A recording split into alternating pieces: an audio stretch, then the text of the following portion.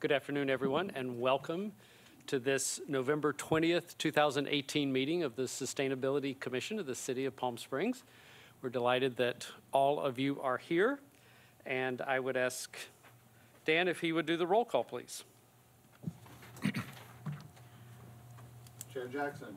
Present. Vice Chair Clark. Present. Commissioner Baker. Here. Commissioner Friedman. Here. Commissioner Futterman. Might be late. Commissioner Gothier. Here.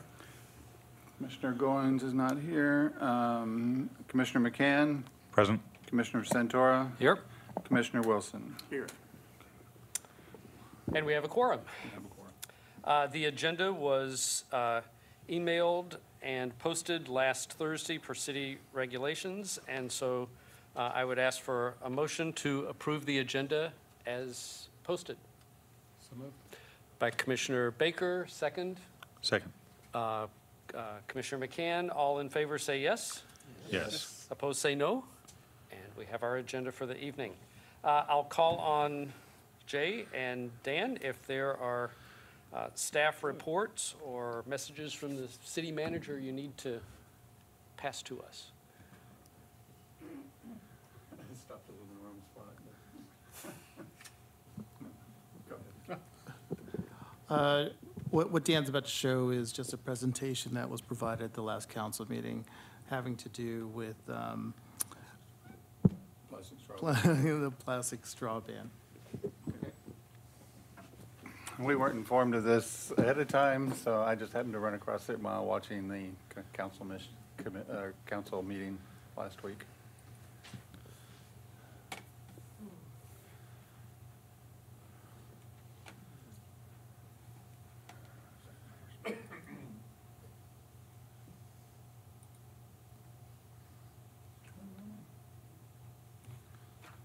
Not working.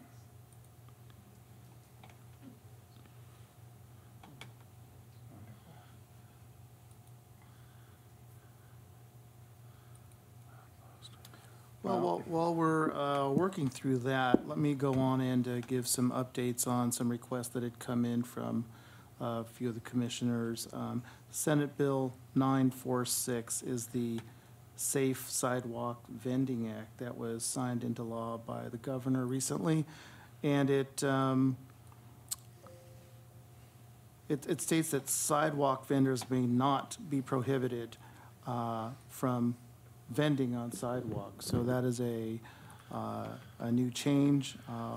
We were asked if what direction the city was planning to go in this regard, and we were informed by our city attorney that they are taking a very close look at this, but do not yet have any direction in terms of which to go or which to recommend to the city council. However, this will go into effect January 1.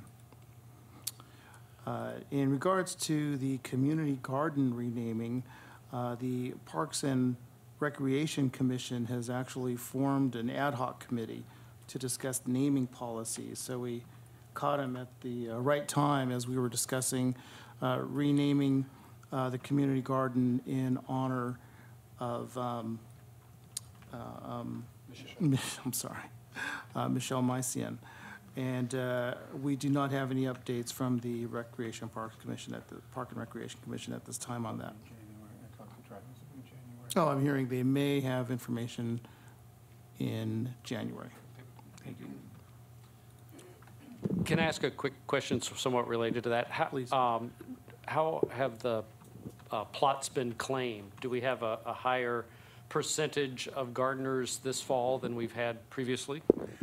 Yes, we're about 99% full. I think there's one or two that are not rented out. They were the ones from last year that I have to follow up on to make sure they're still going to be planted, but they're all rented out. And I'd just like to add that at the Sustainability Commission booth that we've had at the Farmers Market, there's been quite a bit of interest in the community gardens.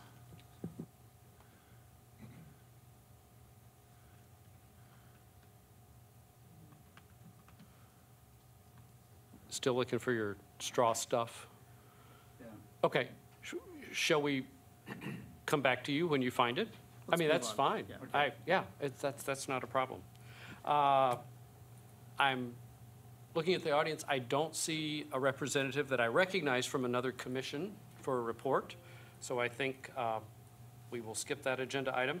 We're at public comments. At each meeting of the Sustainability Commission, we set aside time for the public to address the commission on issues that are a part of our general responsibility.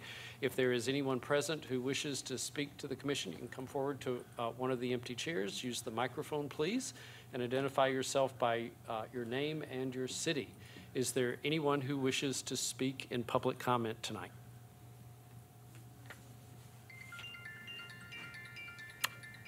Seeing no one moving, I'll declare public comment closed.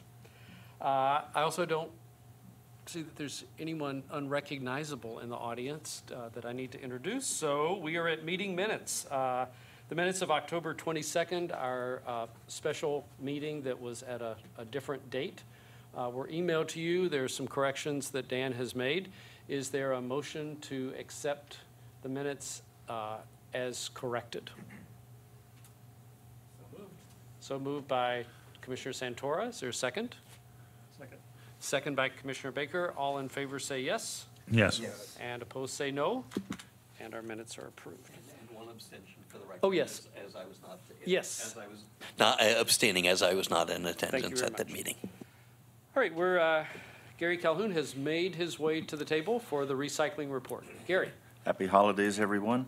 Briefly, I met with Nima Pauline from Eco Manufacturing. She works out of the iHub. She's given a presentation to this group before, but I'm not sure that everyone's aware. She's the lady that will take the cloth and other materials like that, and her plan is to put an identification tag which will be linked to blockchaining, and I don't pretend to understand that. And she may begin in February or March, which means that'll be a large market to get rid of things like your hotel sheets and towels and anything else. The only problem that she described to me was that she was getting some kickback from Angel View and like organizations because they thought that she was going to be taking materials away from them, when in reality she's only going to take their remnants, whatever they can't get rid of. So I think they've resolved that. The next item is the e-waste and shred event for January 12th. I've announced it before, but I have spoken to Chris Cunningham, and he has agreed to supply and participate in some manner. He hasn't obligated himself to the full-blown operation. Every spring and fall, they have a weekly cleanup where residents can leave things out at the curb. They'll be picked up, and then on that Saturday, at the end of the week, they can bring materials to the rear of City Hall where Palm Springs Disposal will have bins and people to help them. That costs quite a bit of money, so we won't be doing that on January 12th, but he will participate in some manner, and he'll let us know shortly, and then Daniel and I will have to make sure that that's advertised so people know that they can bring items if they've been cleaning out their garage and such. And lastly, I was able to attend the Desert Arc facility in Indio, and it's really quite amazing what they do with recyclables. They have a place for almost everything. So they've perfected it, and they've got it down to a science, but it was very encouraging to see that they're so earnest and intent on what they're doing. So that was a pleasure. I'll be happy to answer any questions. Yes, sir.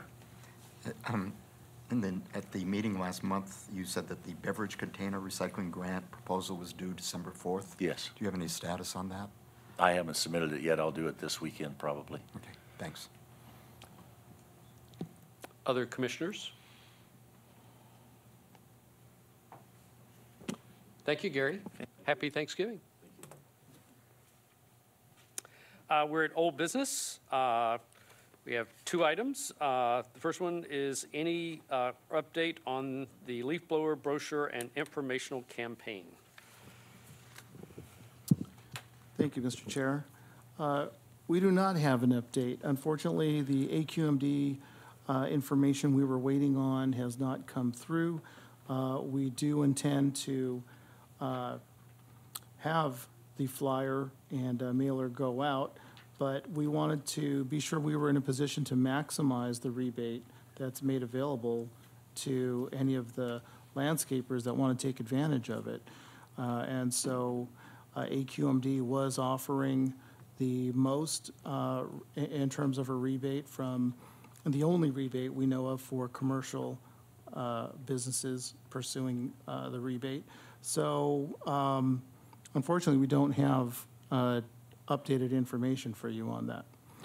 We will let you know as soon as we do here. And a little bird did tell us that at least one of our local retailers did have meetings with AQMD, so they may be moving forward. We just haven't had any information for the city of Palm Springs as a participant and whether we are within an environmental justice zone, which is the big question mark for them. So, But the mailing, you're going to go ahead and proceed with the mailing before or wait till we hear from AQMD? I think we're playing it by ear. We Okay. want to wait until we hear from AQMD, but we don't want to wait too long. Sure. So, Sure, all right. Commissioners, questions? Okay, thank you. Report on the status of hiring a manager for the Office of Sustainability. I know Commissioner Goins and Vice Chair Clark were involved. Maybe staff have a more complete information? the information I have is that an offer was made and accepted by a gentleman named Patrick Talrico. He's coming by way of Virginia and currently works as a consultant to the federal government in various capacities for outreach and environmental programs that they have. Oh. And what's the last name again? Talarico. Talarico. Correct. And you'll be starting in January? Starting mid-January, my understanding is January 14. Great. Any questions from commissioners? All right. Where are we with our city council video? Shoot, not available yet? I can't get the Okay. audio, so I'll send everybody a link. What it was is a couple of children from Desert Learning Center came to city council at the invitation of Christy Holstage, and they did a little presentation regarding a ban of drinking straws. So they kind of went back and forth on a little report that they made for their class, and it's really kind of nice. I'll send everyone a link so that you can see it. I don't know why I Okay. can't get the video, the audio. Sure. The link would be great. That'd be super. So, all right, we're at new business. The first item is really sort of just a possibility to put a thought into the agenda. We have had some presentations over the years and recently as well on climate change issues. And we have not had a commissioner who was specifically the point person for climate change issues. So I wanted to register that as a possibility. If there is a commissioner present now who has an interest in that, you'd be free to speak up. Otherwise, it's an issue that you could take up in the new year when you have new commissioners seated. Because you will have at least 2 new commissioners. Theoretically, you will have 2 new commissioners in January. Is there someone who's here tonight that's interested in that area? No, Yes, no, Commissioner but no, the answer is no personally, but we are looking at a number of these issues at Green Building Solar, and we will, as indicated in the report that I'll be looking at making as part of that, we are looking at working on an energy policy. So I'm not volunteering and don't wish to take on a specific liaison role, but nevertheless, I did listen to the public comment at last month's meeting, and we are looking at a number of those issues as they already are in the energy plan and the sustainability plan, particularly about reduction of GHG emissions. So that's something we are attacking, Sure. And paying liaison attention role to. or not. Yeah, great. That makes sense. And so I'll just leave it here, and it can be a concern or not in 2019 for the commission. All right, we're at item number 2. We wanted to plan some time for this, and just to, before we get there, remind you of the process that I communicated with you that might help us have a good discussion. We will have the motion. I'll ask for a second to allow us to have our discussion. I'll invite Commissioner Baker to speak to his motion if he wishes. And then what I want to do is sort of take a pulse or a sense of the commission by asking some questions. So my first question will be, would the commission like to accept the document exactly as written? Are you ready to accept it with all 10 points as presented? And we'll see what the show of hands is there. If we do not have a majority of the commission that wishes to accept it completely as written, then I'll ask for a show of hands on each of the points individually. We've talked about this multiple times. I know you've read it. And so we'll be able to identify if there are places of agreement and disagreement, if there's maybe only a bullet point or two where we have considerable disagreement, and then we'll be able to focus on those. And once we've had that discussion, we'll see what is the wish of the commission, knowing that ultimately it is not our final decision, but is a council decision to be made. So if that's the way my brain works in terms of a way to lead the discussion. That's not the way everybody's brain works. We have the motion before us from Commissioner Baker. Is there a second? Second. Second from Commissioner Santora. And Commissioner Baker, would you like to speak to the motion? Yes, so as we spent a little time on this in the last several months regarding the smoking ban, the goal, again, is to improve the health of everyone in our community by limiting secondhand smoke to single-family residents and by association, I guess you could say, in your own personal vehicle as well. We found a few other little loopholes, but we'll get into that later, such as the train station. We didn't address that issue. I guess now people are actually smoking at the train station down in the north end of town. But there's a few odds and ends. But basically that's the genesis of this, is to increase the public health of our community by restricting smoking. As the largest touch point, I believe, is in multifamily dwellings, because that does take some rights away from a person's living situation if they don't live in a single-family home. However, other cities and all over the country have enacted the same legislation. For instance, Santa Monica did this 6-7 years ago, and it works out very well. So without anything else, that's the general background on this. Okay, great.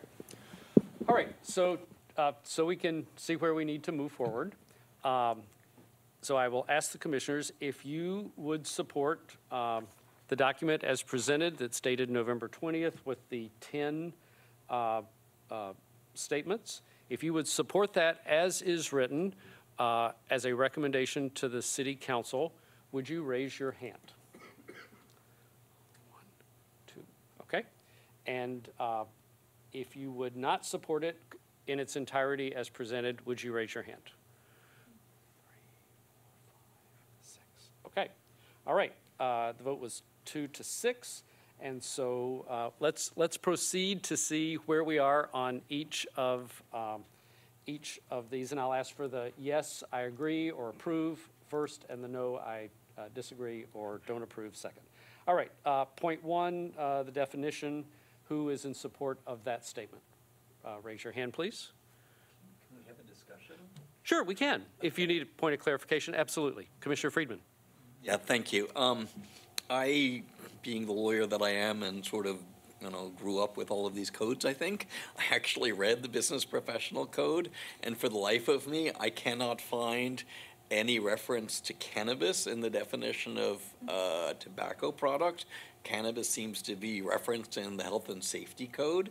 So if I could potentially make a friendly amendment, which would be to support the state definitions, whatever they are and whatever code section they might be, without citing the specific section. So I would support relying on the state definitions, the definitions in the state code, but without citing the specifics, because I'm not sure that they're entirely accurate, because the definitions of tobacco product and cannabis seem to be in specific different codes.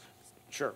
So, yeah, so you're saying it's not in section 22950.5, so. yeah. Tobacco product is, but that Cannabis is not. Cannabis is not. Yeah, okay, all right, let's just assume that reference isn't there.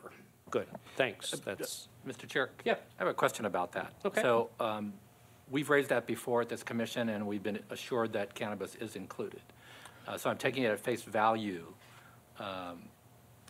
what's being presented to us was accurate. And if that's not the case in like the very first bullet, then I've got a problem with the rest of them. So I think we need to clarify, is it or is it not, from the maker of the motion, part of the code? I did not read the code, unlike my esteemed council member Friedman. I have not gone through every item on the code, so I defer to his expertise and would say that cannabis was probably a newer thing that probably didn't exist when this was written. Commissioner Baker, it is, though, the intent of your motion and those you've consulted with to include cannabis with tobacco.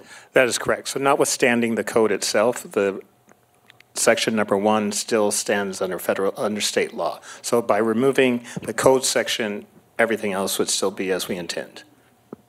So we want to proceed with the assumption that cannabis is a part of this act.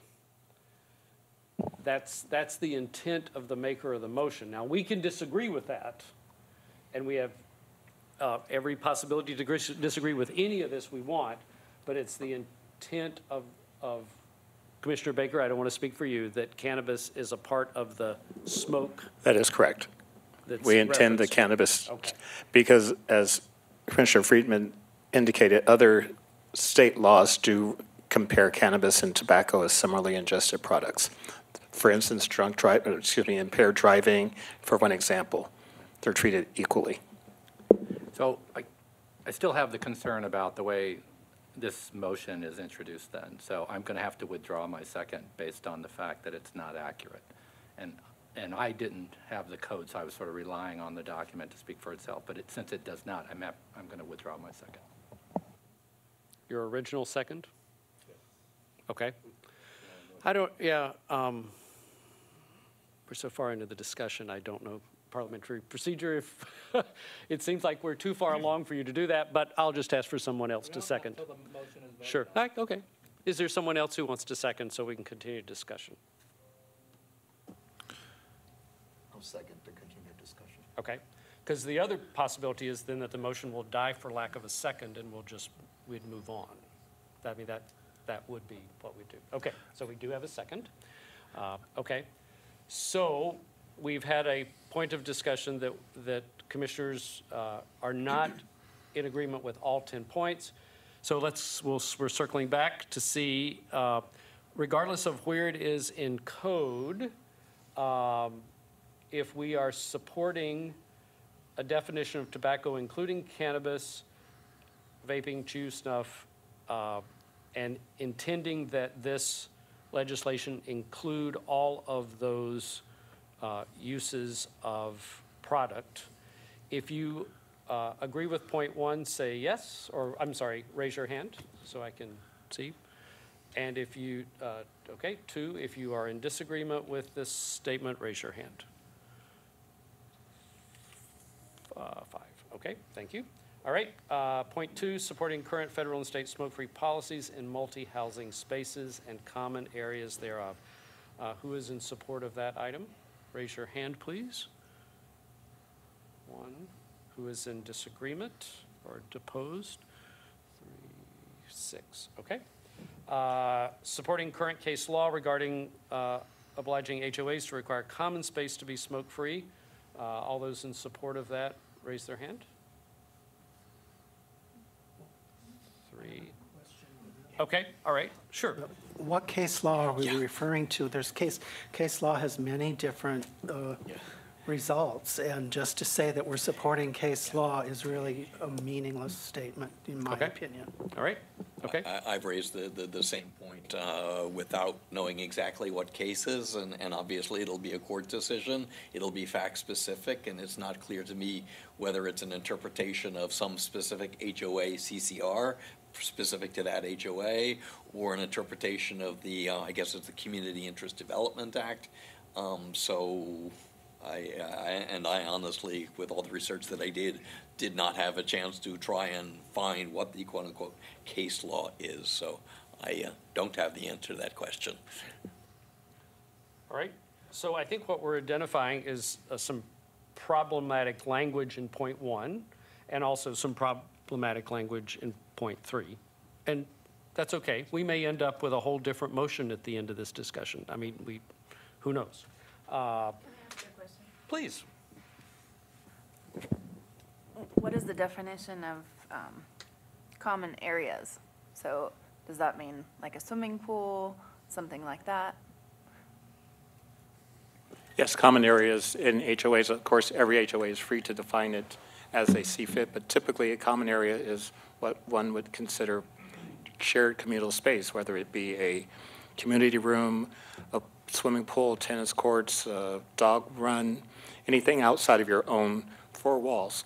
So the lawn itself as well. Yeah. Okay. Can Please. I? Yeah. Sorry. Can you give me a little more clarification on that? There are common areas in multi-unit dwellings like condos, as you described, where people converge, like a swimming pool. But then at the end of your statement, you said it was any area outside of your own 4 walls. I mean, is that what really it means, or is it areas where people converge, like swimming pools and tennis courts? And As I said, it will depend on every HOA. You can depend. define it any way you like, but typically when you're in an HOA, your common area is where you share the fee for gardening, for pool care, et cetera. So anything that's not in your 4 corners is the legal definition of your dwelling space. So stairwells, elevators are common space. what about somebody's private patio area? That's not outside? common space. That is not common space. Thank you. Okay, this is exactly what I thought would happen, and we're proceeding along nicely. So in asking about point 3, we had 3 people in support. Those opposed, as is written? 5. Okay, thank you very much. All right, point 4 is supporting smoke-free patios and other outdoor spaces of businesses. Who is in favor of that item? 4. And who is opposed? 3. Again, I had a comment on that. Please. One is in there, I don't think it's specific enough to say such as, and then the list of these things. I think if there's specific areas that it's going to be prohibited, those should be identified and not have this sort of loose such as, because that doesn't let me know what areas I'm voting to support. Well, you cannot define every business in their common area. They're all going to be different. So it would be impossible to list point 1, 2, 3, 4, 5 of what's a business space. Every individual business will have a different sort of outdoor area. That's right. But one of the initial things that we asked when this came before us was to narrow some of it, and especially in terms of the multi-unit housing, which we'll get to, I know. But I would say that for me, would apply to this too, that if it's outdoor patios at businesses that we want to ban it on, I might support that. But if it's this list of possibilities that hasn't been defined, that's where it gives me heartburn supporting. All right, thank you. We're looking at point 5, supporting smoke-free public events, such as festivals, et cetera. If you are in support of that, raise your hand. 4, and if you are not in support of that item, raise your hand. 3, okay. Point 6 is supporting smoke-free all queues such as ATM lines, public transportation stops, theater ticket lines, and the like. If you're in support of that, raise your hand. Okay, and opposed, same sign. All right, thank you.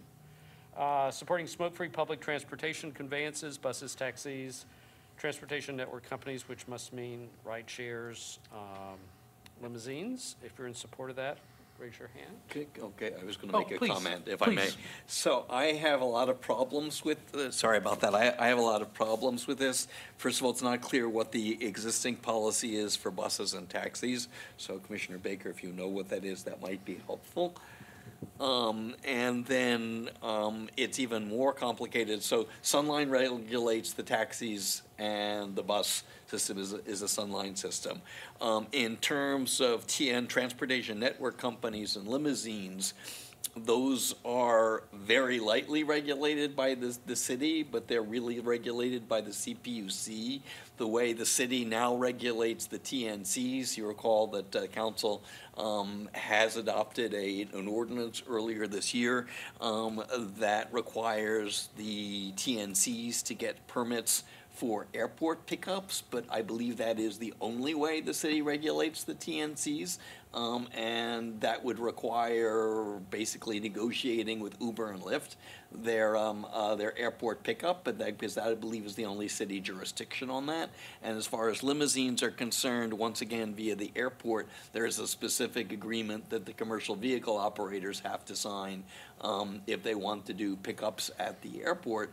But I don't believe that's an annual renewal of that permit, so once they have it, they have it. So it's really hard for me to understand exactly how any of this could even be applied to really anybody, in the sense that it's all somebody else's jurisdiction and not the city's jurisdiction. So I want to sort of offer that in, because I did do a fair amount of research on this issue yesterday.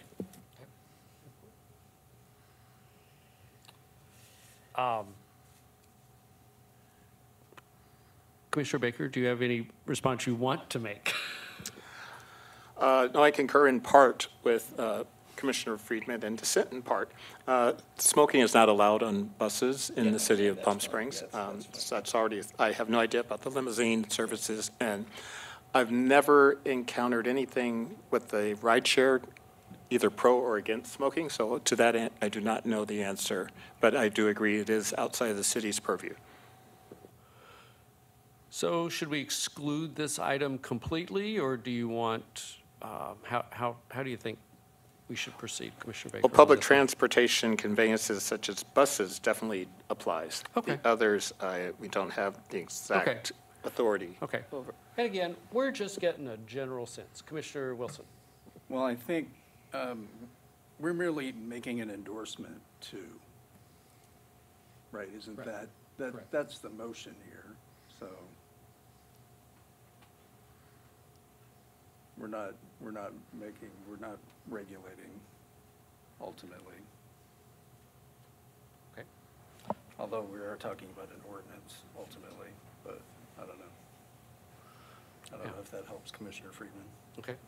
Commissioner Santora. Yeah, I was going to follow up on that. If this is adopted, or the majority of it adopted, isn't the intent for this to be forwarded to the city council and make a recommendation? So this, in a sense, it's not in a sense, it is in fact this commission's recommendation to the city council. Correct. Okay. Right, which we've not arrived at yet at all, but yeah, right. Okay, so just in a general sense, if you support 7, raise your hand. Okay, and if you do not support 7, raise your hand. All right. Point 8 is supporting the 25-foot buffer zone from the above identified sites, so that no smoking would be 25 feet from all of those spots. If you're in support of that, raise your hand. Well. Okay. Question on that item, are we talking about the above identified sites, meaning items 7, 6, 5, et cetera, or just items in number 7? I think we're talking about 4 and 5 and Correct, Well, so for, seven, this items in 7 all move around, so it'd be Yes. 4 and 5. so I'll draw to your attention the building we're in right now. There's a sign as you come in that says no smoking within 25 feet. You can see that as well as virtually every hospital, most buildings, most public buildings in the city or in the state already. So it's really just creating a buffer zone so you don't walk outside and be covered in smoke the minute you walk outside of a door. Okay, so we're back at that item which I had asked for the yeses, and there were 4 hands raised. If you are opposed to item 8, raise your hand at the same time. Okay, and there must be quite a few people not voting on that item. Okay, let's see. Let's check that one again. If you're in support of point 8, raise your hand. Okay, 4 of those. And if you are not in support of point 8, raise your hand. Okay, we got it. All right, point 9, supporting carefully designed, highly visible, effective signage, which I think means identifying whatever regulation is ultimately approved, which would be a city council thing. Commissioner Wilson? I have no problem with that. Okay, all right, in support of that. For whatever is ultimately approved. Okay, in support of that. Looks like 6 of those, not in support of that. And a few not voting. Number 10, supporting a citation penalty option, which might include singly or a combination of financial community service or a smoking cessation. That would be penalties for violating whatever the ultimate code is or ordinance. If you're in support of that, raise your hand. And if you are not in support of that, raise your hand. Okay, thank you. All right. Yes, ma'am. I'm sorry to do this, but number 5, I would like to change my vote on it. I would just like to see, there's a few things in it that I feel like that there could be a designated place at a few of those places. You know? And how did you vote? I voted yes on it as is, but I would like to discuss how to Okay. write that. So you might be, you're saying you're a no? Correct. Okay, so that's 4-4, and, No, that was for 5. oh, I'm sorry, it would make it 3-4, yes. Thank you for the math project there. Oh. All right, yep, okay. All right, so then, yes, and we can discuss any of this. Okay, so here's where we are. We have a motion and a second on the table, which ultimately we need to vote on and dispense with in some way, and see if there is, and either we adopt or we don't adopt, and see if there is some other motion. By your show of hands, it appears that you narrowly support items 4 and 6 and 7 and 8 and 9, which is sort of a moot point. So it appears you do not support item 2 by the item 2 or item 10 by the widest margin, which was 1 to 6. All right, so I can open the floor for discussion, continued discussion, or for someone to call the question, which would mean we would vote on the motion, and then we'd be open for some other sort of motion if that is the wish of another commissioner. Commissioner Santora. Getting back to the original point that I made when I first spoke on this motion about my misunderstanding about what the California law, how California law defined tobacco and what California law requires the city to do. I think it's important for us to know, and I don't know, I don't know about anybody else here, just exactly what is the state law regarding tobacco and/or cannabis use in terms of these other areas that we're delving into. I know there's some federal law having to do with Section 8 housing. We talked about that, although I haven't looked it up. So I think what would be useful is finding out what areas we don't have the authority to make a change in terms of California law. What are we preempted from doing so that we have a more narrow view of what the city can do on its own in addition to state and federal law. If we know that, then we know we're only talking about those areas that we have jurisdiction over, and I think that would make it a lot more clear for us instead of throwing everything at the motion you're intending without really knowing what our jurisdiction is anyway. If we could limit it that way, it'd be a lot easier conversation for me. Yes, Commissioner Baker. It's settled law throughout the state that many municipalities have this is actually taken from existing law, so we're not creating anything that doesn't already exist within the state law. If you like, we can cite municipal codes, and this is just a really 10,000 level overview without going into the details and footnotes, which would go on ad nauseum. But there's nothing here except for perhaps ride sharing that's a newer type of service that didn't exist 4 or 5 years ago when many municipalities, especially just in Southern California alone, adopted these same ordinances. So there is settled law. It's not anything that's new, anything that's going beyond the established law within the state. Well, that begs the question then, what are we doing here? I mean, what is the purpose of this discussion and a recommendation to City Council if there's nothing we could do anyway? No, I'm saying we can. It is already being done in many municipalities where this is already, if I understand your question correctly, you're saying you wanted to know more specifically what the state defines as tobacco versus alcohol and cannabis and when it can be used and where it cannot be used? No, not so much, because I agree with you there. We could get into minutia. No, I'm talking about what areas in this document are not covered by state law already. Because we talked about multi-unit housing. So as an example, the,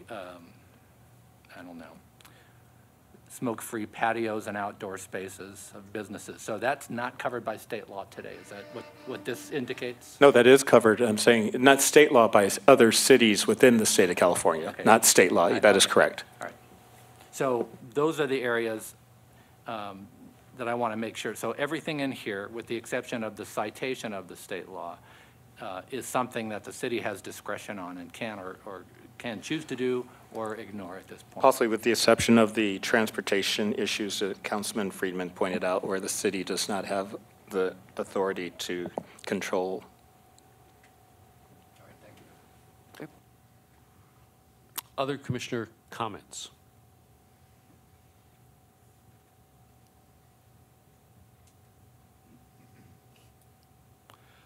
All right, I don't hear any other comments, and so in that case, I'll call for the vote on the motion that is printed on the agenda that has been moved and seconded. You'll either vote yes or no, as it's stated, and if you vote yes, that's our recommendation to council. If you vote no, then that is not our recommendation to council, and the floor would be open for a different motion if someone wished to do that. All in favor of the motion under new business item E2, raise your hand. All opposed, raise your hand. All right, the motion fails 1-7, if I counted right. Dan, is that what you got? Okay, all right. All right. Is there another motion that a commissioner wishes to make at this time? Commissioner Friedman. I don't want to make a motion, but I would encourage Commissioner Baker to sort of continue working on this because I think there's I think it would be possible, well, depending if you were willing to do that. There are areas, and this is what I did look at yesterday, there are dozens and dozens of cities who have adopted these rules, and perhaps it would be possible to take specific to sort of a best of, and I believe it was the American either Lung or Heart Association has a whole resource about that, and perhaps come up with, giving examples of, well, this is exactly what we mean, and perhaps we might be able to come with a consensus with a little bit more defined, saying, okay, this is exactly. Or even a little bit more general. Yeah. But I would not want to, my personal vote is, this isn't quite ready for me to support it, but I clearly wrote that there are some things that I do support, so I would, encourage Commissioner Baker, if he has the courage to do that, to come back with perhaps, more either more defined or less defined. But my vote is not to be interpreted as saying I don't want to ever talk about a smoking ordinance again, because I do think there are things that perhaps we could come to a consensus on, based largely on what other cities have done. So that would be my encouragement, not a motion, but encouragement. Okay, all right. I do want to allow for the possibility that another commissioner is prepared to make a motion, if someone is.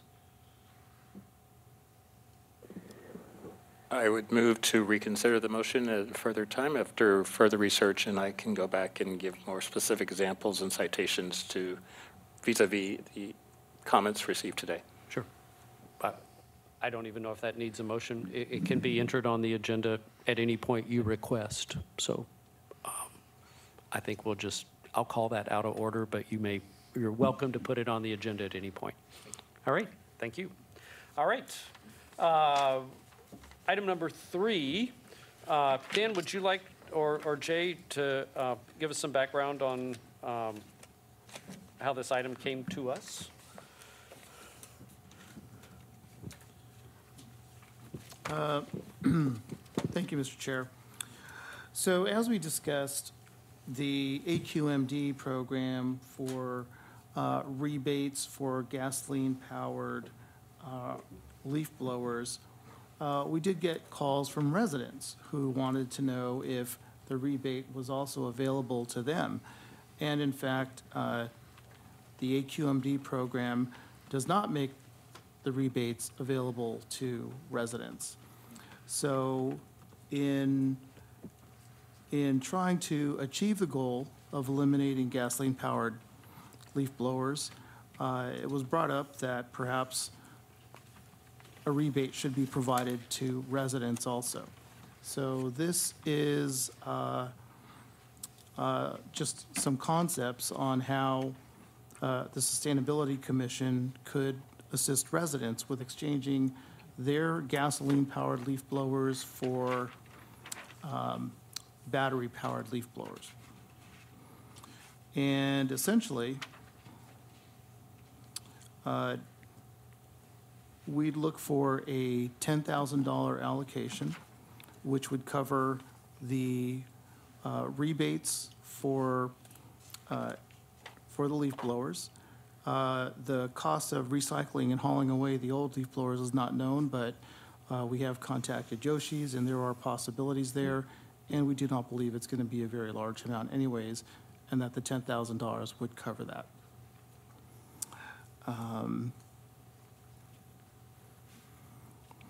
The one caveat is that the gas-powered leaf blowers do have to be operational, and they'll be tested as such. As we envision this process working, a resident would turn in their old leaf blower, buy a battery-powered leaf blower, bring the receipt to City Hall, and we would issue the rebate here at City Hall. The limits that we anticipate for the rebates are 40% of their purchase price or $250, whichever is less. Whichever is less. Sorry. And the reason for that is on the sheet that Dan just handed out, which shows the AQMD program, which offers, there's the retail price, there's the discounted price, and then 50% of the discounted price is what they offer, and that comes out to approximately 41%, so we're saying 40%. Okay. So Commissioners, you have this item before you for discussion if you want to talk about it. Yes, Commissioner Baker? Just a question, why are some highlighted? Those are the leaf blowers. The ones highlighted are the leaf blowers. As and opposed to This was lawnmowers, I last, believe? yeah, as opposed to lawnmowers. This was the AQMD program last year. But, so if you take the MSRP and then the participant cost is about 40%, around 38 to 40% of the MSRP is what AQMD offered last year. So we want to bring to you to offer, for residents only, not businesses. And most residential leaf blowers cost anywhere from $100 to $300 in that range. So that's why I want, are these commercial grade? Most of these are commercial. I just kind of showed it, Okay. wanted to bring it to you. This was to establish the percentage of the. Okay, rebate. all right. Yeah. Because I know from personal experience and my own cheap side, that you can get a blower, either corded or battery at Home Depot or Lowe's. Oops, probably shouldn't have said any of those retail places, but maybe that's all right. For a whole lot less than Yes. $330. Oh, you can. Well, you can get them for less than 100 as well, but we were considering starting at the $9,900 range to $300 range. Sure. There wouldn't be a So that- minimum, though, if somebody got a $75 Yeah, that's what I'm saying. corded Minimum. blower on sale. A minimum is- We'd give them 40% of that back? Okay, Correct. so no floor. Okay, Right. all right. Question? Yes, What is the discount? What is the discounted price? That's the price the manufacturer gave to AQMD. So I couldn't walk into a retail outlet, say, just looking at this very first one, that sells for $230. I wouldn't be able to purchase that for $185 if I went to a box store today. Correct. You would not. I'm still not clear. So, so you want to know who could get that price? right, yeah, where's, AQMD, AQMD worked out these prices with the distributor or the manufacturer for last year's product, or? For businesses, For right? businesses. Oh, Businesses, okay, but now- not now I for get it. individual Yeah, homeowners. So this was just what AQMD worked out with Echo and Husqvarna and Steel and all of those. Yep, okay. Vice Chair Clark, did you have? Just one comment. This was not last year's. Last year, there was only one vendor. This is the plan for this year's, which hasn't gone through yet. We'll double check with last year's also to see if the percentages are about the same. And I have that information at home. Oh, okay. I can get it to you. Thank you. I have a question. Yes, Commissioner Santora. Is there a timeframe in which this would take place, or is it retroactive to a particular period? Because I know people have already started buying the electric, but That would be up to you as the commission. So you could start the program as of tonight. You could some selected date into the future, or you could say, should they be able to produce a receipt and come in with an old blower? You could say you want to go back to July 1 if you wanted to. Probably not earlier than the beginning of this fiscal year. That makes sense. However, the only caveat or hurdle we saw with that approach was that we don't know if they'd be able to produce the gas-powered leaf blower. I suppose if they did still have it and turned Oh. it in, then we could. Right, they'd have to have it. Otherwise, right. yeah, they'd have to have something to turn in. They Right. just kept it in their garage or shed or somewhere. Yeah. So this is before you for discussion, which we're doing, and you can vote on it tonight or not.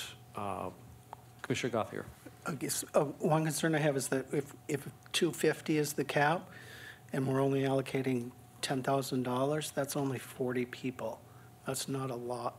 I don't think that's a very deep impact on do we have any idea how many people we would be targeting to, or hoping to encourage? We really don't. And I suppose if we started seeing the demand getting over 30 people or so, we would come back to the commission and say it's been pretty successful. Can we increase the allocation? But this really would be homeowners who do their own gardening. That's the target. Correct. Right. Homeowners who do their own gardening, or who want to go out and buy a blower and for whatever reason. But you're right. I mean, even if the rebate is only $50 per person, that only is 200 households. But that's a lot more than 40. That's So a I lot would more than 40. Encourage them to go the cheapo route that you Yeah. suggested. Yeah.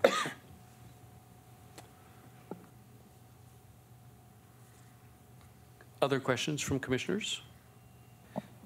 I'd be interested in moving this forward, but I'm not sure about how to make that a proper motion. Would it be extending the? I think the motion would be, and it could be something, I move that the Sustainability Commission offer Palm Springs residents a rebate for exchanging a gas-powered leaf blower for an electric leaf blower with a 40% rebate of purchase price for purchases made as of blah, and you would insert the date you want. I mean, that would be the kind of, I that's the agree. sort of the nature of the motion? That would be fine, and perhaps an allocation budget that you would approve. Right. For, Right. for a program Right. like that. Right.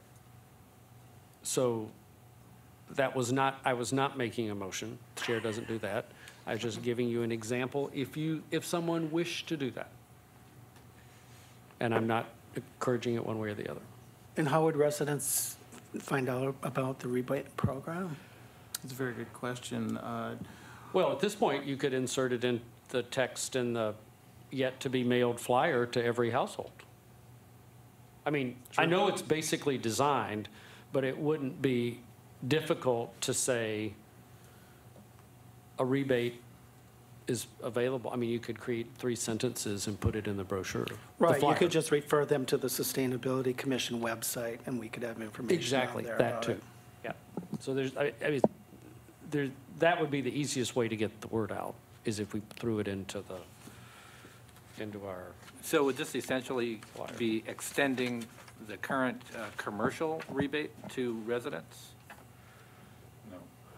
There are No. differences. no, this suggestion from staff is for residents, because we are hoping that commercial licensed landscape businesses will be somehow included in an AQMD richer rebate program.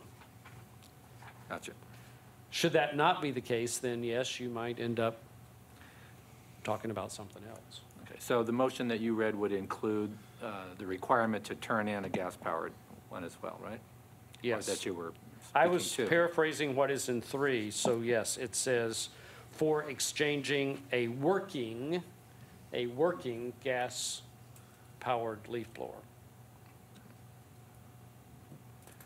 Did you want to, okay, Commissioner Vice Chair Wilson?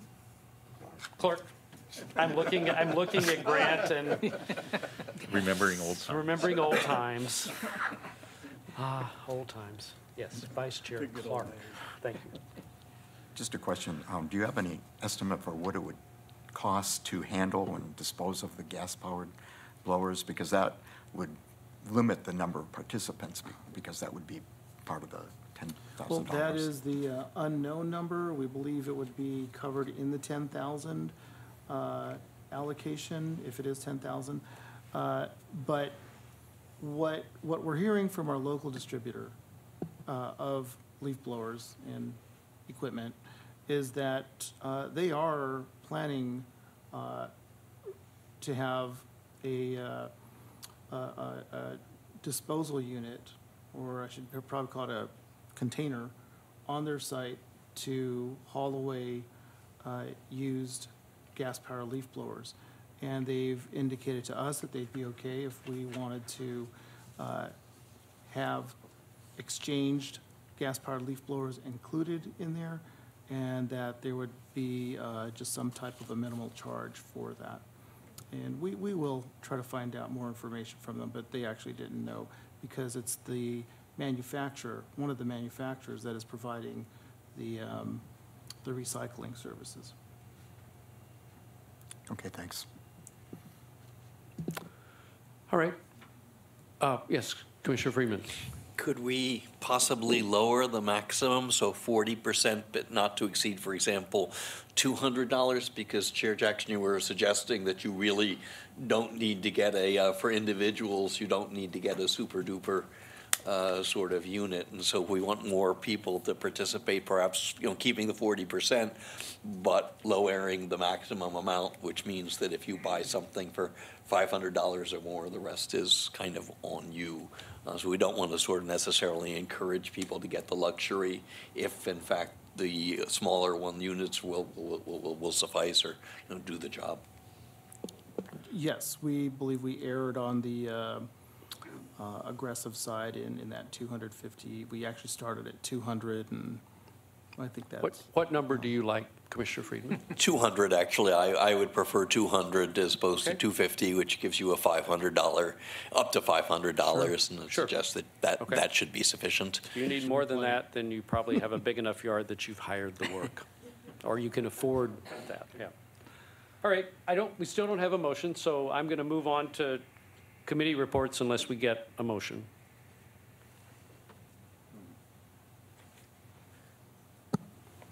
Okay, I would hope it would come back with a motion in December or something. I think it's a great idea to offer residents a rebate for Okay. replacing, we're not really doing an exchange program. We don't have leaf blowers that they can bring their gas one in and give them one. So it needs to be called, you go and replace it and bring it in and prove that you had one that worked, but. okay. So no, I just want to be clear, no one's prepared to make a motion? Doesn't look like it. I think it's premature. Okay, all right, okay. We'll bring it back. Thanks for your discussion, and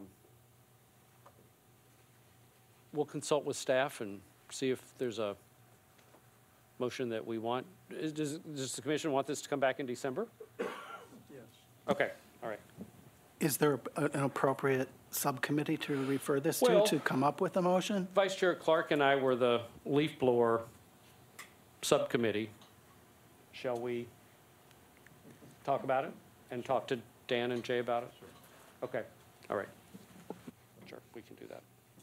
All right, we are at committee and commissioner reports, and our first report is Solar and Green Building.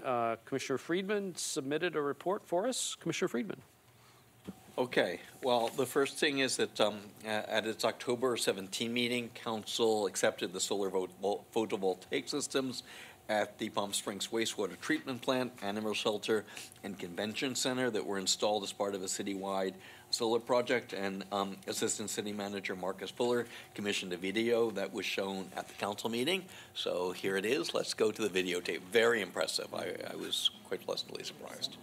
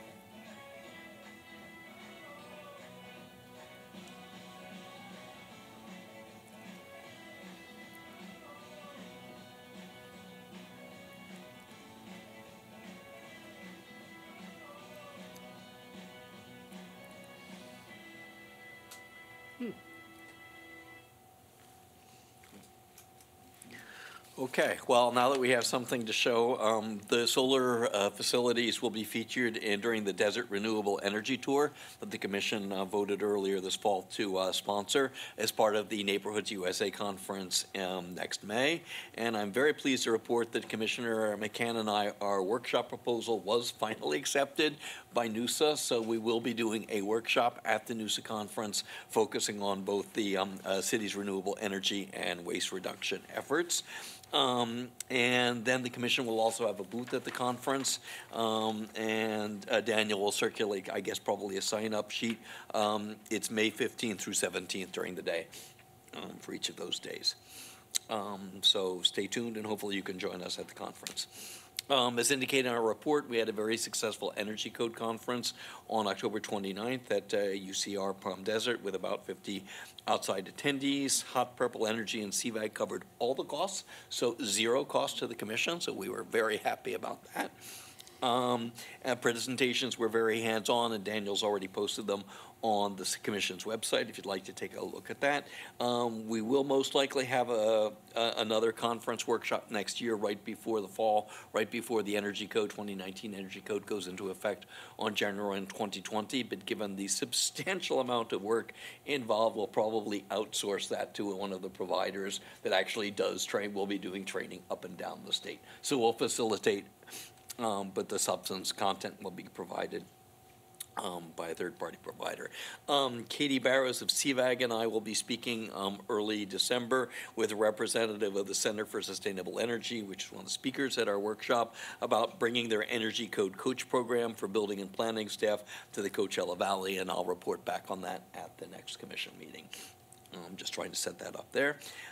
As Chair Jackson noted, last month's meeting, I was in the Los Angeles area for a REACH Code conference. That's what cities can do beyond the Energy Code, which is mandatory, but these are some voluntary efforts. There will be a cost-effectiveness study that a number of cities are working on together with the Codes and Standards group, which is part of the utilities, the investor-owned utilities.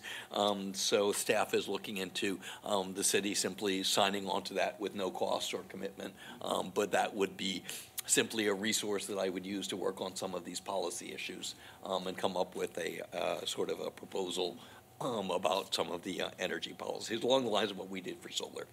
But that's going to take a while. Once we get, I'll wait until we get the cost effectiveness study. And then also I'll resume work early next year on the solar zoning ordinance. Planning staff is absolutely fully booked for the rest of the year, so that will hopefully come before the commission, probably more likely February than January, because I'll need to sit down with Director Fagg and his team to work on that. It's been drafted, but I need more input from them.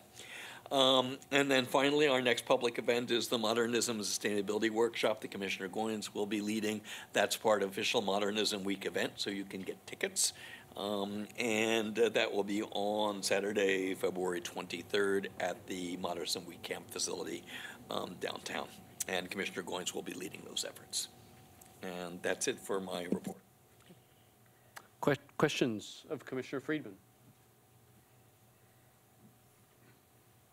Thank you for your work. Lots going on, as always. Another busy group, Standing Subcommittee on Waste Reduction, Commissioner McCann and Vice Chair Clark. And I know there's some new stuff to report. Some new stuff to report.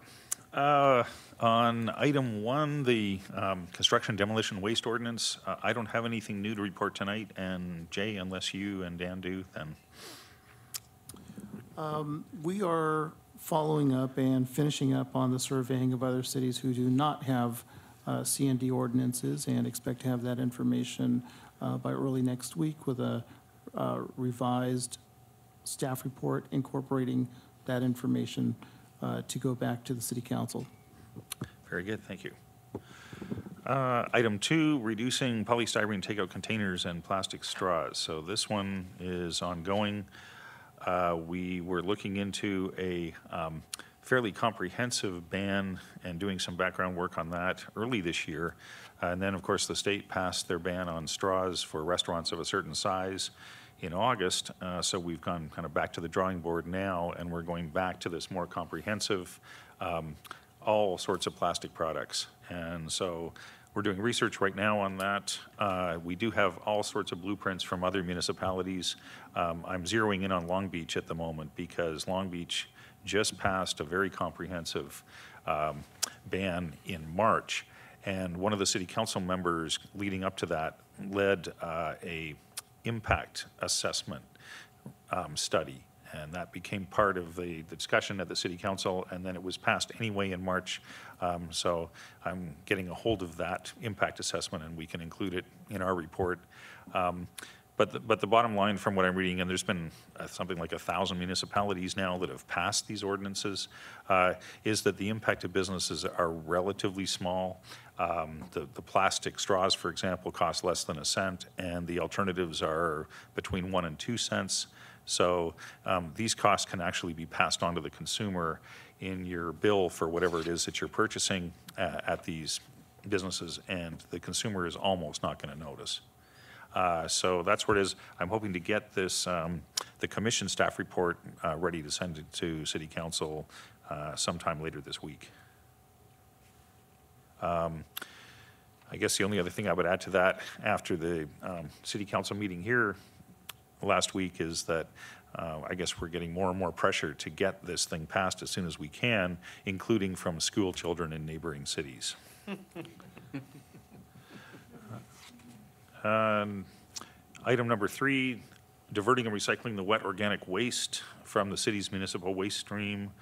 The latest update on that is one of the outgrowths of the meeting that we had with city council members Holstage and Coors last month was to get a more comprehensive report and proposal from Energia on what they would deliver in terms of an engineering analysis and design package if we were to allocate some funding to them for that.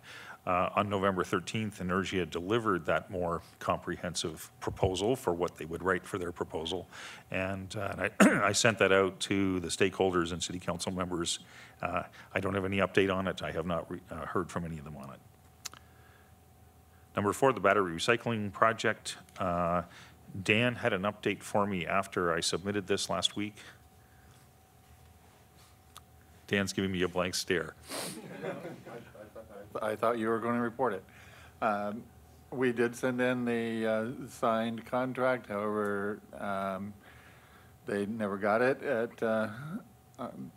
Cal Recycle, so we had to resubmit it and I sent it late last week and still waiting to hear back. Okay, so there's been a bit of a delay in getting the authority to proceed on it, but it's in the works and it'll happen. The last item, outreach and community, David already covered that in his report, so I don't have to go over it again. That's it. Thank you, Commissioner McCann. Questions of this group? Maybe I should make one more point about the Energia proposal. It is for a funding request of $67,000 to proceed with the next stage in getting a more detailed engineering analysis. City Council has to approve that. There are other stakeholders in the city that also have to approve it. David Reedy, I think, and then we're going to have to approve it because eventually those funds would come from our recycle. So at some point, if City Council gives us the authority to proceed on our own vote, that's when we will be voting on that as well. Okay. So we'll just, obviously those conversations are going back and forth, so we're in clear communication with all the parties. Okay. All right. Point 3, Subcommittee Report 3, the Ad Hoc Subcommittee on Walkability Pedestrian Planning. Commissioner Wilson? Anything, or Gothier or Futterman? Yeah, we didn't provide a written report, but I can give an oral update. All right. I met independent of other subcommittee members with our Measure J Commission liaison, Christine Hammond, on October 25th. We discussed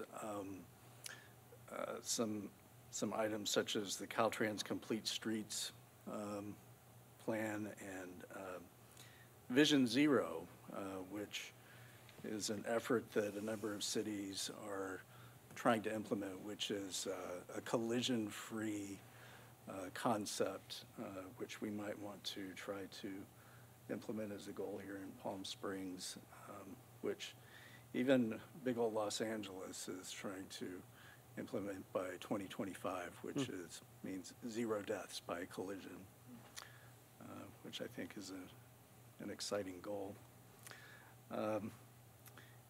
So we took it upon ourselves to do a pedestrian survey of Indian Canyon on Thursday, I think it was, last week, or Wednesday.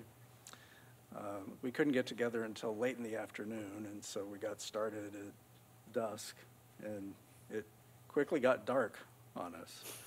So we were up at Alejo, worked our way south, and it got pretty dark. So one of the things we noticed was were really street lights, and there are a lot of goosenecks that cast light on cars which have headlights. Pedestrians don't typically have headlights. So a lot of people are walking down the street, and in some areas that's okay because there are lamp posts in some of the spots where there are a lot of storefronts, but you get south of, let's see, I made some notes here on my little map, which was pretty hard to read, where there weren't lamp posts. But you get south of Tockwitz, and there are quite a few storefronts, but once you hit Baristo, it was really pitch dark. So, and then we were walking along, and we walked into a palm tree, and seriously, there was a palm tree blocking the sidewalk, and the sidewalk basically just ended. So you pretty much have to walk into the street to get to where the sidewalk starts again. So it was a very enlightening experience. So as we have this SCAG grant to do this pedestrian plan for the city, we have some concepts. And this was just, like a 1.5 mile stretch of Indian Canyon, which we have these other grants for that are focused entirely on the street improvements, not so much the sidewalks themselves. So we have some concepts for some sidewalk streetscape improvements too. So I also, after that evening experience with my fellow subcommittee, I got together with a planning commissioner, Lyndon Callardine, and we discussed some of those findings, and he suggested that we get together with the assistant city manager to discuss those findings. So there's that. So we'll get a more complete report together for our next meeting. And then Commissioner Gauthier was turned on to an information about a webinar, which was, I wasn't totally clear on what that was going to be, and I have some chicken scratches about that. But it was the SCAG Natural Working Lands and Sustainable Communities Working Group webinar. So Commissioner Futterman and I both participated in that, but it was actually a lot longer than I had anticipated. And I think both you and I had some scheduling constraints, and so I wasn't able to sit through the entire thing. It was really not so much walkability focused and transportation focused. It was more of a smart growth kind of a thing, but it was really interesting. I got a lot out of it from just the hour or so that I could sit in for it. But it did have some shortcomings, and I kind of wondered if maybe by the end of it, they may have done some corrections or gone back, and I don't know if you had some comments about that, but they had it was interactive, and they had some multiple choice question type things about greenhouse gas reduction strategies. For example, they had a poll about land uses. What did I write down here? About how to do developments to reduce greenhouse gases. Options were to increase density near transit, improve first and last mile connections, increase mixed use development, increase infill development, and improve compact walkable developments. Well, all of the above, in my opinion, but you had to pick one. So I thought maybe that was something you could get back to later in the webinar, but I had to drop off. So anyway, it was very interesting.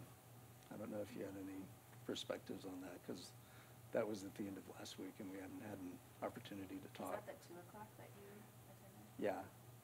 I went to the 1 o'clock. Oh, So okay. there was, that did happen. So, yeah, I didn't see any of the surveys, so. They were talking about the new brand, Connect SoCal, so they have like a new brand. The regional transportation plan, sustainable, I can't remember the other 2 letters of that acronym, but that was, they were really introducing this brand to connect all of Southern California. So that was the part that I attended. I didn't even go to that part. All right. Well, thank you. Thank you for your initiatives on this, and also particularly the Indian Canyon Walk. Commissioners, do you have questions of this group? I have a question. I don't know whether it's come across your awareness or not, but on South Palm Canyon between Mesquite and East Sunny Dunes, on the east side of the street, they're actually starting to develop that property over there. And they've recently put in a whole median with plantings and palm trees, as well as on the east side of Palm Canyon Drive. They put in a whole row of palm trees, which is great, and a sidewalk around it. But what I find a little odd about it, the sidewalk that is that it makes these curves, and they're not very elegant curves, around the palm trees. And I noticed a woman trying to navigate it, walking with a bicycle rider, and they could not pass each other without stepping off.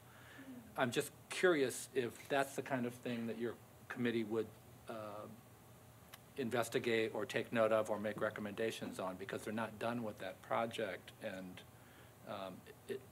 there's also a Measure J bike route at Sunny Dunes that sort of curves down the waterway there, and those two don't seem to be connected.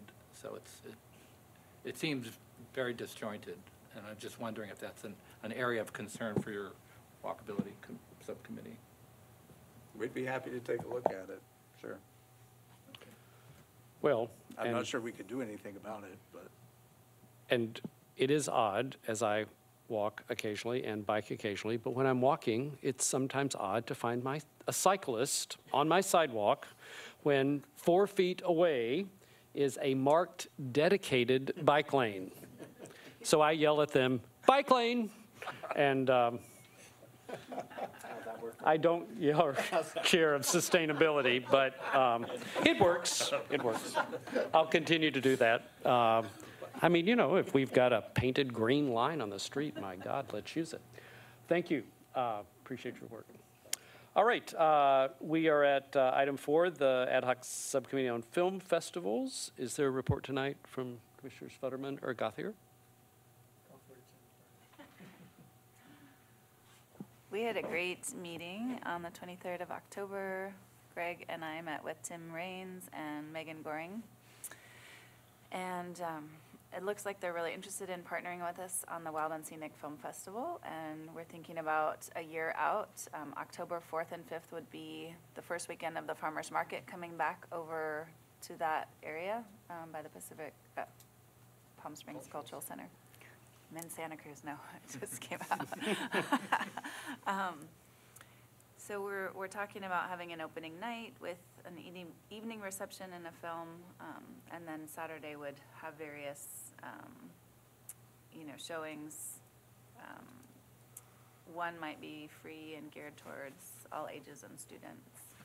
And Tim had a great idea of a possible pop-up art exhibition, so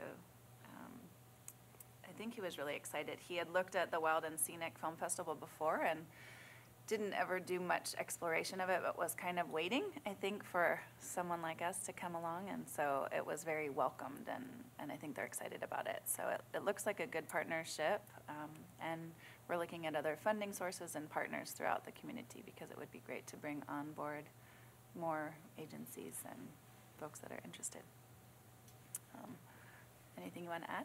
Yeah, I would just add that we were excited about pairing it with the opening of the farmers market in October as like a 2 to 3 day festival, and one of the evenings would be like a organic wine tasting and some stuff associated with that, and kind of building on the experience that they're going to gain from this series of 5 one-night events in January, February, March, April, and May, doing the film festival there. So we'll take the contacts and what they learned from that and apply it to the October event. So we'll probably be coming in July with something of a budget ask, or prior to July, whenever is appropriate. The sooner the better. Yeah, great. Sounds great. Questions of this group? It's great to have the Palm Springs Cultural Center behind you. They're a great organization to help move this forward. Great. All right, we're at item 5, Ad hoc Subcommittee on Bicycle Routes and Cycling. Jim, come up, push the microphone to green. You got a report, a written report submitted by Jim and in your commissioner packet. So Jim, speak to us whatever you wish to raise to us tonight. Good evening, Commissioners. I'll do my best. Dan said I did this right, so hopefully I filled out the right boxes. But I met with a number of former commissioners, Brett, Robin, Chris, and Victor Iapello. So we met November 2nd. And I just took a random stab at our subcommittee goal, which you could take a look at if you want. I also listed the first 7 items in that first box. And those are the things that we kind of went around the room and we each took 2 of our most important ones. And a couple of ones, the first one and number 2 are ones that a number of people agreed were the first important ones. I put their names after them. So it's sort of a semi-prioritized list in that first box. And I'd be happy to answer any questions about what those mean. And then the second box is sort of all the ones that didn't really fall into our prioritized list. And those were just other issues that I wanted to keep in the queue for things to examine later. So. And then on the next box, I think I had some recommendations and requests, and that were review the priority issues. So if there's anything in there that you guys see that you don't want to do or you think is really important, it'd be great to get some feedback. There we found Brett sent some information out about a Safe Routes School partnership where there might be some grants available. So I'm going to watch that webinar on the 27th. I made a note to add somebody from PS Bike Rentals, which you guys probably know from Indian Canyon, Rocky and his groups, these guys. So I copied them on some of our transactions, some of our discussions, and he hasn't responded back yet. So I'm going to keep him in the loop to see if he has interest in participating. There's another bike rental place that just popped up too recently. I may ask them if Rocky doesn't decide to participate. I think bike rental groups are going to be great to keep in this group. And then again, maybe if you guys want to take a look at what I thought the goal was, if you guys had any points to that would be great. And then finally, I had meet with staff to discuss potential items. And the last time we were here, 2 folks from engineering planning, Joel Montalvo and Don Uyeno were here, and they both gave me their business cards. And I hope it's okay, but I sent them the subcommittee list and asked if we could meet to kind of discuss some of these, because I think a number of them we can probably just tick off right now, because I know some action is being undertaken on some of them. Anyway, so they said these were great, and they're going to use some of them in today's SCAG meeting, so they may be already working on some of this, and I'm going to try and get together with them sometime in the next week or 2, if that's okay with everybody here. And that's it for me, unless you guys have questions. Commissioners, do you have questions? Up to the priority list? Yeah. Thank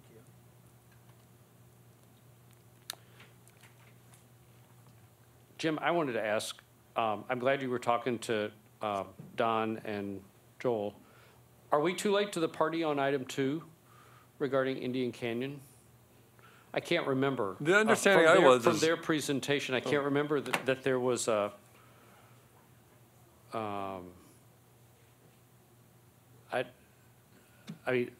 is there room for a full northbound bike lane? Go ahead, I'm sorry. My understanding was that the finalization of that is still on hold, and they're still waiting because it's a contracting issue. And this is not, we're not talking about adding a full bike lane. What she's talking about is painting a painted lane, because there's not room for another bike lane. Right. So and I'm a little confused about this, because when I see a full green lane, I don't want to drive my car in it. So, but she sent me, Robin sent me some pictures in San Jose where they have the full green lane and it's a car lane. So I don't know how that works. So I kind of wanted to get some expertise from Don and in the city to see if that's the case. That's interesting. I'm afraid that would be confusing to Palm Springs drivers who are accustomed to a painted green lane, meaning that it's bike only, which I like the safety issue of that. I don't want to create confusion among motorists, because that creates confusion with motorists, creates accidents. Yeah, so I felt the same way, but when I saw a picture and it's in San Jose, I was like, oh, well, I guess they're doing it. So maybe they don't know the way to do it in San Jose. I don't know. I would defer to whatever their expertise is here. I mean, the point is to raise visibility. So, and there's not enough room. So, and let me ask: some people here live near Murray Canyon. On item 7, hasn't that been a pretty big point of contention? Yes. For South Palm Canyon? There was substantial opposition of council and the neighborhood down there. Andreas Hills was substantially opposed to it and managed to, come up with allies on council. So that was not approved. It was one of the original projects, and it did not get support from council, and so they redirected the CMAQ grant to other bike lanes. Now, council, of course, will change next year, so it's not written in stone. I don't know whether there are any further CMAQ funds that are available on that, but at least for the moment, for the next year, that ship definitely has sailed. Yeah.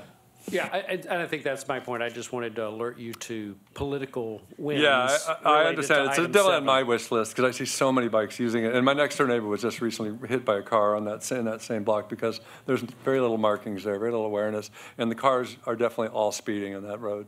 There needs to be speed control or something, but and anyway, it's on the list. But I'm aware it's and maybe been an issue for the there's for the rich progress that folks. can be made in some fashion.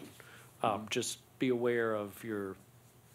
Know who your friends and who your enemies are is, always a smart thing. Abraham Lincoln said that. Yeah. So I had a question on number Please. 2 also. What is that lane, what is the start point and end point? Is that for the entire length of Indian Canyon, or do you know? Again, Robin brought this up, and she wanted, since we're doing a lot of work on that stretch, I would imagine it's the stretch that's being redone, so the whole thing. But I would defer again. A, is it even make sense to have a green lane? And B, what do they recommend? I mean, obviously you'd want as long as contiguous one as you could do possibly, but I would defer to traffic planning on that. Yeah. My only question would be then to consider if it is the entire length of Indian Canyon, that new studies would need to be done on the traffic patterns, since we've put the bike lane on San Rafael, because the traffic patterns up there have really changed, and they're really going to change in 2 to 3 years with all the housing going in at Miramon and all the traffic from that. So.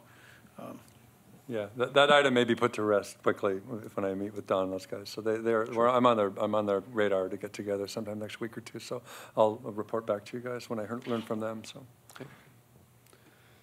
Commissioners, other comments or questions? Great, Jim. Thank you. This is a great initiative. We appreciate your work and the connections you're making. Thank you. all right, thank you. All right. We'll have this as a regular agenda item, so a monthly written report is great. Yeah, we'll have more next Okay, thanks. All right, item 6, Commissioner Baker, anything else? No additional information. Commissioner Friedman, water issues. Water issues. Well, I was at an event last night at Mizell Senior Center, and I got an evening shower because the sprinklers are watering the sidewalk, I think, more than they are the grass and the plants. So if perhaps staff can follow up with facilities to see if those sprinklers can be redirected or turned down a little bit, because that is a violation of the DWA rules. You really can't water a hardscape and have excess runoff, and so that even though the major part of the drought restrictions have been lifted, that has not been, that remains a strong prohibition statewide. So if staff could also follow up with that, and also I had mentioned the potential rebate with $40,000, up to $40,000 on Victoria Park, so if staff could also check in with facilities just to see whether there's any movement on that before those funds go away at DWA. And then I was at the DWA meeting this morning. There was, for the conservation, 5% reduction in potable water production in September, not great, but 12% in October, so that is better compared with the same months in 2013.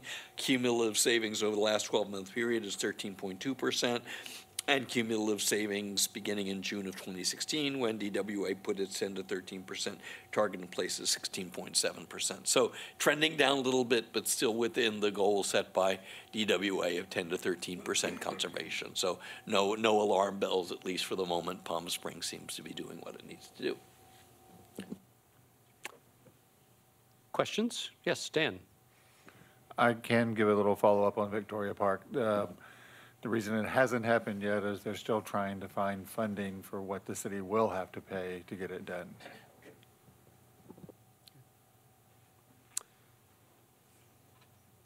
Thank you, Commissioner Friedman. Commissioner Futterman, anything on outreach? Yes, an application was submitted to Parks and Recs for the use of the pavilion, June 2nd, for our 7th Annual World Environment Day. So I'd like to make a motion to discuss the commission's participation next month. Okay. All right. Would you, you can email whatever you want to put on new business to Okay. me, and include good. Vice Chair Clark and Dan if you want. Okay. That'd be great.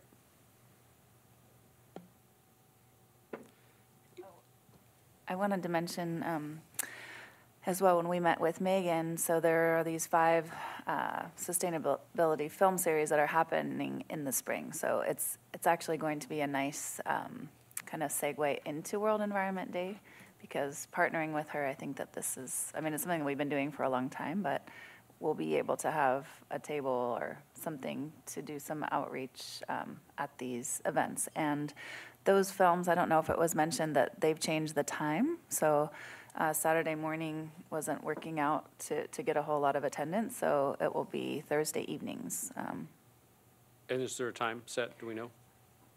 I think for the organic food and wine and pairings, and then the, Oh, okay. Oh, great. 5:30 or 6 or Okay. something, yeah. Great. Okay. Any questions of Commissioner Futterman? Thank you.